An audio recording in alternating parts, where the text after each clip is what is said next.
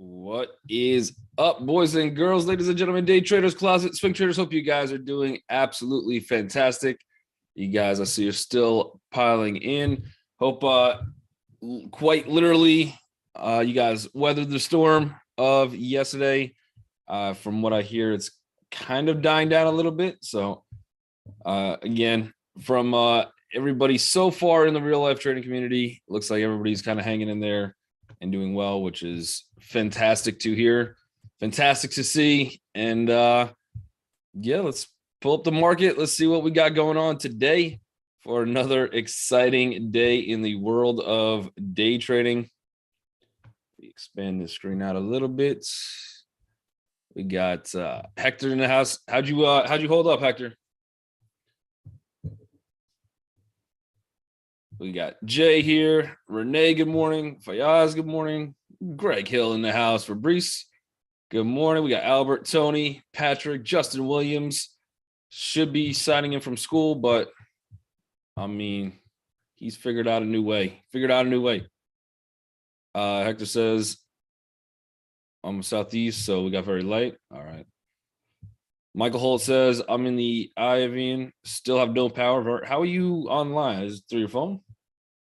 You got some charge on that phone going? Or you got backup generator or something? So very calm now, just waiting for the power to come back. Oh, you still have power. I just read that wrong. I thought you said you didn't have power. Got you. Yeah, in the metaverse, you never lose power. That's the beauty of it. All right, I'm glad everything's all right, Michael Holt. I'm glad it kind of died down a little bit. We got Brandon in the house. Good morning. Yovaris, good morning. All right, so let's go to the SPY. Let's see what we're looking at. We've got some, I think we had unemployment estimates. I don't even think we had the real unemployment number. They're just making up new numbers to drive some new data, I think. Either way, we are still gapping down from yesterday's VPOC. Honestly, quite smack in the middle. We are right at VPOC from today's what, Thursday? So Wednesday, Tuesday. We're at Tuesday's VPOC, roughly holding that level right now. Obviously, we still have a good 27 more minutes until the market opens, and who knows where this thing actually opens. But we should have some level of support. Let's do one more thing on this one. Let's do that fib. Famous fib day. Let's go famous fib. Try to determine some kind of level we need to hang into as to where we're gapping. We are right now in between the 50 and the 618 of the SPY. So I believe it was Hector in Slack. He said, how about we create a poll and see, is this a retest or is this the beginning of the end? I don't know. I don't know how to vote. I don't know how to vote on that one. Rock is in the house. Good morning, Rock. Brian got 2.4 on Globex last night. There you go. Congratulations. Crushing it in the late night hours. Yeah, this is gonna be a very important level on the SPY to determine, is this retest or do we head down south? This volume down here should act as support. This volume should act as support. I'm looking at this volume that really came in yesterday. Let's focus on that volume. Right now, we're in the middle of no man's land. We probably dip further. Let's also set an alert on this one. I'm going to set an alert for 364.67. Whether it's pre-market, whether we already did this dip. Let me see on my other screen. Did we do this one pre-market? That would be 364.67. 364. We got 364.77. So we already hit that. We are bouncing off of it. So our key level that we got to break above at this point is going to be 367.08, and we cannot drop past that other previous line. So until that, we're kind of in a little bit of a chop out of the gate. we already hit that. We got saved off that previous volume. We're back above the 618 at this point. So we will see. We will see. It's honestly anybody's guess if this is retest. If you are sitting there, right? I'm only going to speak for what I see on the charts. But if you're sitting there and you're like, yeah, I would definitely want to go bullish, I would try to get something if we could get like a 365.27 or see if we could come down to this 364.74 zone, 77 zone. That would give you a good opportunity to go bullish on something if we do get a pullback. Again, does it just drop through? Maybe it's just a loss. But that would be the spot I would try to go bullish. The second one would be, let's see if we can get any kind of break above 365.55 would be another, at least it's not going to give you the best entry, but it will be a little more confirmation that, okay, we've got some decent support in here and we might go continue bullish, that this is a retest and not just a fade off the map. Wayne in YouTube land says there's no volume.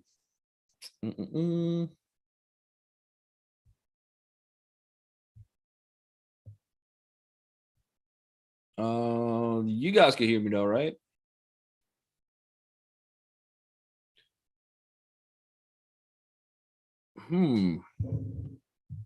Sounds great. Hector, you buttering me up for something, but Hector, you buttering me up. We got 31 watching. If anybody in YouTube land could hear me, just type a quick 1 in that chat pane.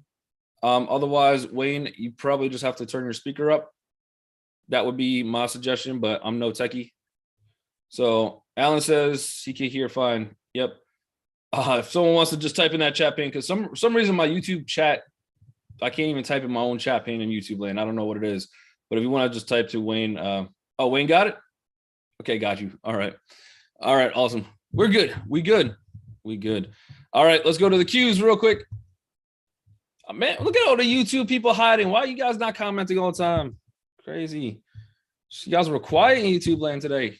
Now you guys, now I got to start monitoring the YouTube pane. Okay. All right. I see.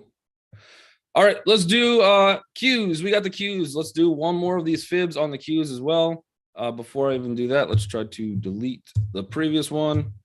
And let's do one more fib from here. I would say that the move realistically started there and ended somewhere about here. That puts us close at 618. We're in the same exact spot pretty much that we are on the SPY. So everything should be moving slightly together today.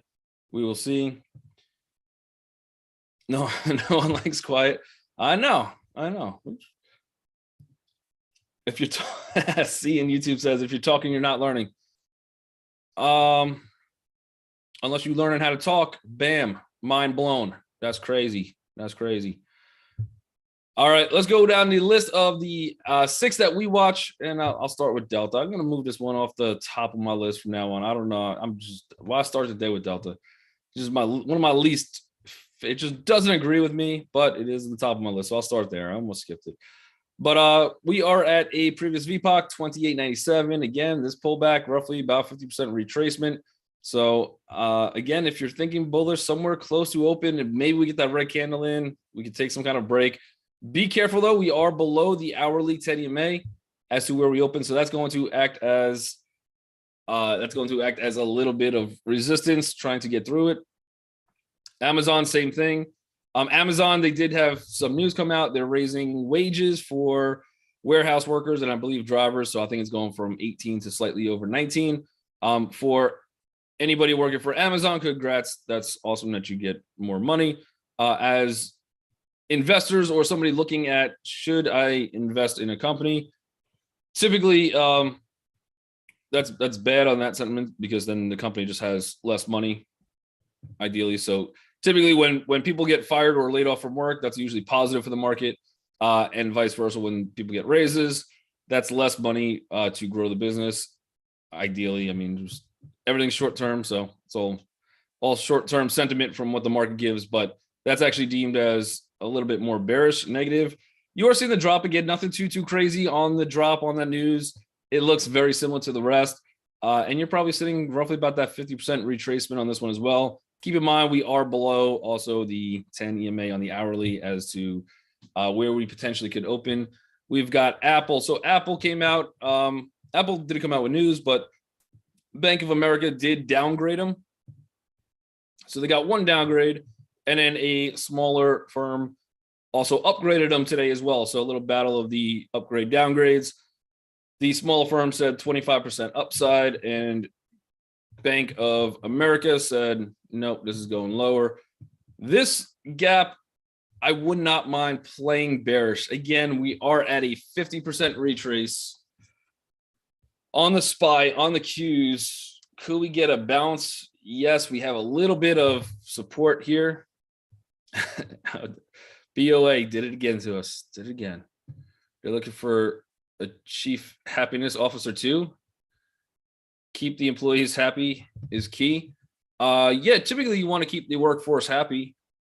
I don't know how one person is just going to, he's going to go around, make balloon animals for everybody in the factory. I don't know exactly how he's going to make everybody happy there, but I hope they find that person. They got like Patch Adams working at Amazon, I guess. I'm not sure.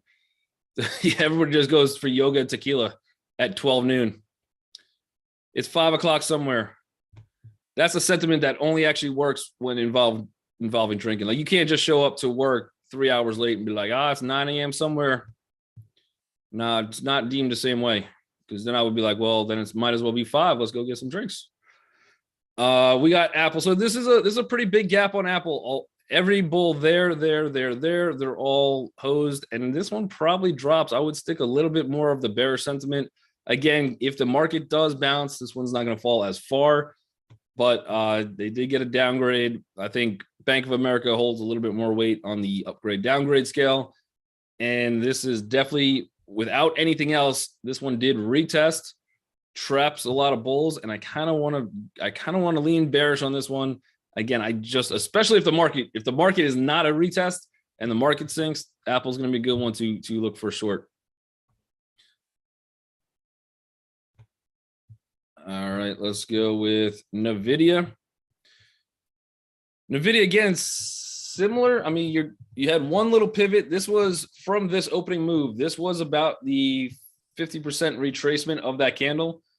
As a bull, you really don't want to see that thing get taken out.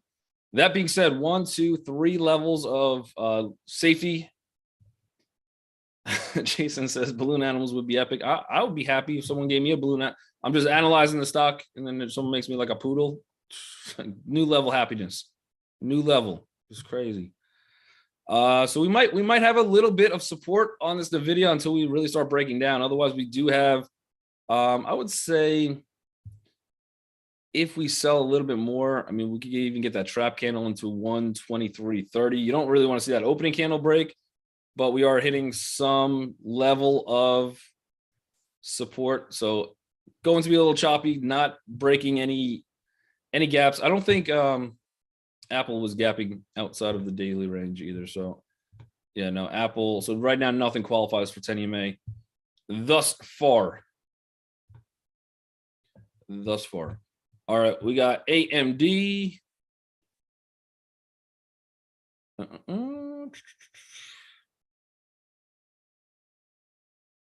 Looking a little bit weaker. Again, we do have one last level of support, 66.81. So we've been chopping just sideways now for 1, 2, 3, 4 days in a row. And we are gapping down, but we're right into that chop as well. So this is about a 50% retrace. That one easily could be bought up as well, but I don't expect any type of breakout.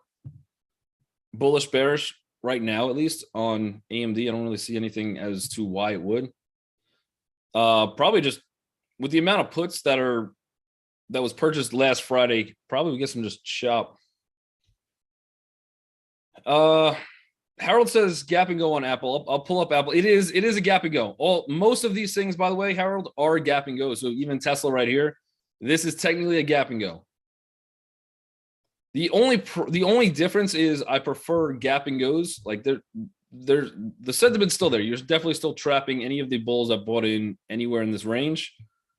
And this is where we close. We are gapping down. Technically, it's a gap and go. The go part is the key, right? If we were gapping underneath today's entire range, if we were gapping at 277, let's call it 49, then every single bull that bought the entire day is trapped, and that's going to help pick up some steam for that gap and go. Which Apple has the same thing. So Apple is a little bit more intense on that gap and go, but we are not clearing the entire daily range. We are really back into the zone where they bought it up the last time, but just where we are opening the key pivot. To me, that is a little bit more severe on Apple as far as that gap and go. We'll pull that up one more time. So like these are pivots. Like this is still trapping, not every single bull, right? Because we did have at some point, I believe we got down here somewhere. Yep. So this is where the last wick was. We had bulls buying here. We had some bulls buying here. And then we had a couple more bulls that were not really trapping. So we're not trapping everybody, but I would definitely make the argument we're trapping a decent amount of people. That's why it's not a, if I was to go bearish on something, Apple's the best bet right now. Just as we are trapping the most amount of people. But if it got a little bit lower, that gap would be intense for sure. AMD so low. That's perspective. Let's see where it's at in another month and a half. In a month and a half right now, we'd be like, remember when Apple was so high at $66? It does have potential to go down quite a little bit more. First Solar's gapping. I think Bed Bath Beyond also had some news. Apple has a lot of room to go lower. I agree. There's going to be a certain spot where buyers come in as looking just for safety plays, but I don't think we're anywhere close to it.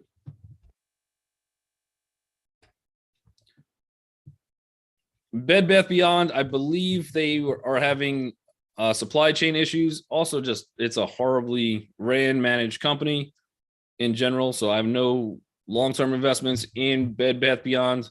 I don't look to add any.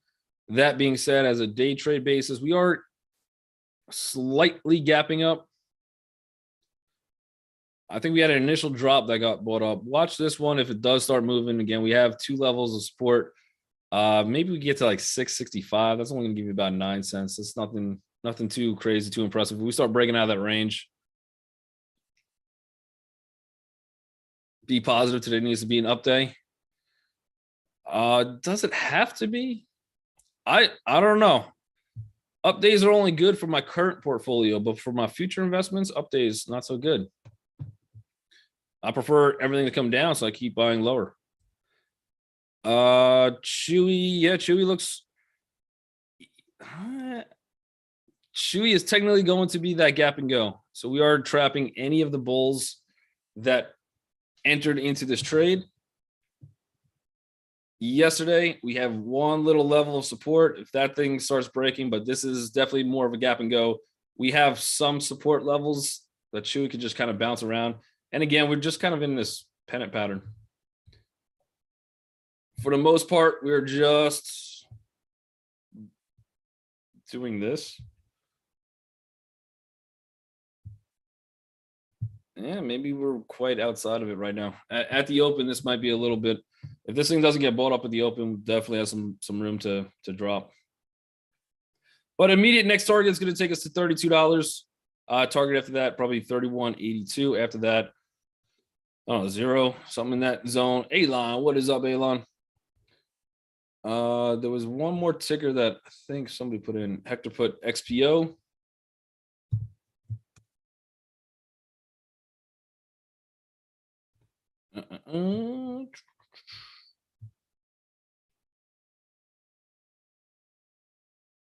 Yeah, XPO looks decent. You're gonna have one little bit of resistance. I don't think it's a major one, but you do have one little resistance somewhere at 48.11.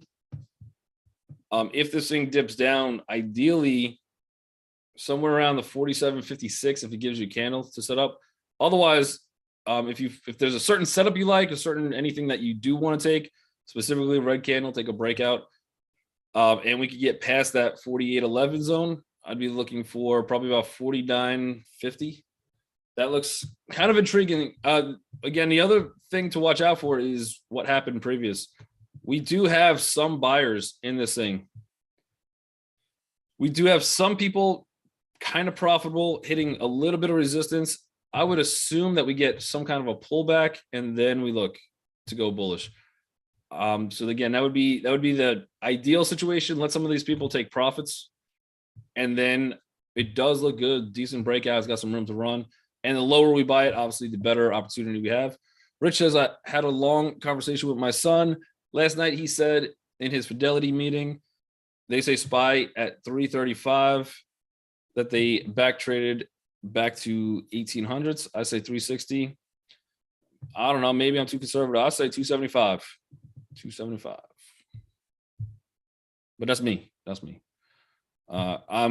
You and your son, you guys are more like Bank of America coming out with some upgrades, downgrades. I'm like that small firm going, yeah, Bank of America, I think we go up 25%. So I don't know. It is anybody's guess. I could definitely make a case in both of them. We'll see. Disney, a little bit of a gap down again. A lot of these things, the other part of the gap down situation and why I think being a little patient at open today will actually pay off better for us. Where yesterday I just wanted to get into stuff bullish and there was no setup. But a lot of these things are starting to break that 10 EMA on a hourly chart again. So watch out for that because that does add that extra resistance. Harold says Visa has been nosediving for the last 2 months. Yeah. They definitely have been. But to be fair to Visa, they're not alone. So has the rest of the stock market. But yeah, these guys are getting absolutely clapped. Next, we're starting to at least putting some developing POCs from yesterday, and we are kind of working our way up. This one's going to be an interesting watch for sure. We do have that little doji with high volume, which if you've seen the dojis with high volume anywhere before, if you even see it throughout the trading day, you get that one little doji, you get that massive volume that comes in, kind of a little out of the ordinary. Again, that is opening range volume. But this is also, I would say, a pretty decent bear trap as well. So anybody looking for that breakdown, they're like, yes, this thing is so bearish. And then bam, all of a sudden they're trapped underwater. So a lot of times those things come back, could get the retest. Not that we have to go screaming higher, but even some kind of chop. But watch the level of that doji. Even if you wanted to try to play it or attempt it, at least in a long direction, yep, some type of order with maybe 177.90 is entry, and then my stop would definitely be below that. So 174.80.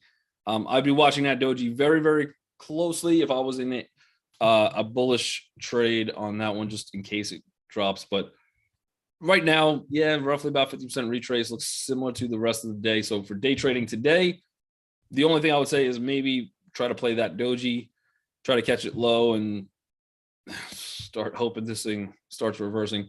Oxy, yep. So we I think I made a comment a few days ago about Oxy. We're back in that Buffett buying zone, and I think Buffett did add another, it was like 5.99 million shares, something like that. So Oxy is getting, they were actually gapping up slightly. Now they're starting to come down a little bit, but anywhere under 60 is like really, I like it from like 60. I prefer anywhere from like 55 to 50, but I'd say anywhere below 60 is $60 to $50, I think, is the Buffett buying zone. So this thing will probably continue to drop. Buffett buys it and just do that cycle over and over again until Buffett owns. I think he has just over 20% of the company right now. Sold puts 2, I think. Yep, could make sense. CarMax. I think these guys missed their estimates, and I think more so their forecast was a little bit of a Debbie Downer as well for CarMax. So be careful on them. But yep, they're getting absolutely crushed. Absolutely crushed. This would be that play where you have, this is a gap and go clearing multiple days, multiple levels. You did have buying into the earnings that came out, and these guys are probably, I would make a fair case. Any potential buying, I think, gets shorted on this one. But yeah, outlook not so good for the CarMax. It is down a lot already. Maybe, hopefully, we get some kind of retrace, and taking that short would be decent for sure. Hurricane wiped them out. Oh, what's that for? Carvana, CVNA for CarMax. No, I think they were missing earnings before the last 2 days. I don't think that has. Carvana looks good. Carvana could be a sneaky play. Yep, it's going to be a sympathy play off of CarMax. You're down, not as much. CarMax is in no man's land. This one is clearing right now a double bottom, right under some VPOCs. I actually kind of like the sympathy play of Carvana a little bit better than CarMax, just because we have better, tighter stops.